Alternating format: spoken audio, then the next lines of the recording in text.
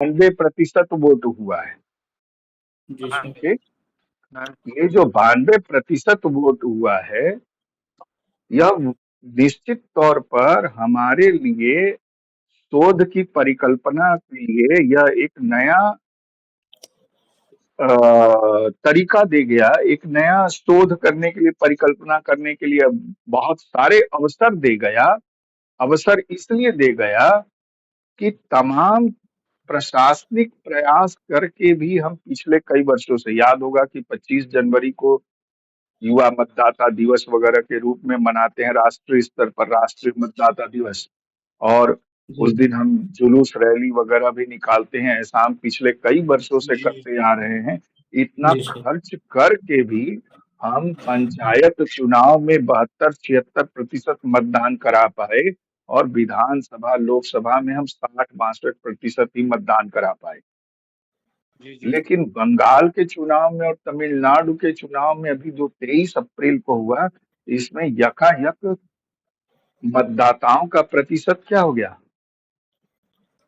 कितना बढ़ा, सिर्फ बढ़ा नहीं कहेंगे, अप्रत्याशित रूप से बढ़ गया, जो 90% से भी ऊपर क्या है, बंगाल में चला गया।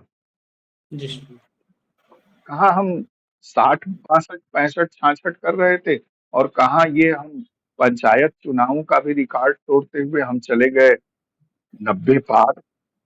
तो जी अध्ययन का विषय तो हो जाता है, अध्ययन का विषय तो हो गया, तो अब कैसे इसका अध्ययन करें?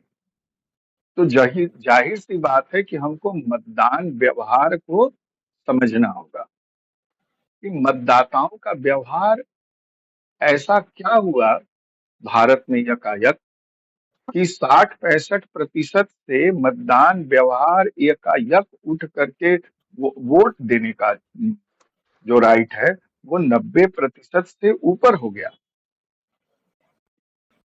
जानना होगा ना, जी सर। यूं ही तो 92 छोड़ेंगे नहीं, क्यों 90 प्लस हो गया, 92% में चला गया। तो जी सर।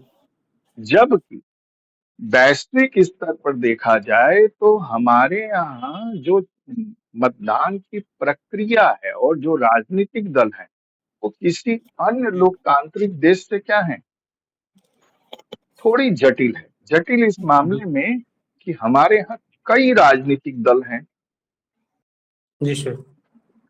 और वोटर्स भी जो हैं, मतदाता भी जो हैं, वह क्या है, वह बहुत कई सारा। भागों में, कई टुकड़ों में दिखते हैं। कैसे? जाति, धर्म, रंग, वर्ण, जी सामाजिक, आर्थिक, राजनीतिक स्तर से, विभिन्न स्तरों से वह हमको बहुत पृथक पृथक दिखाई देते हैं।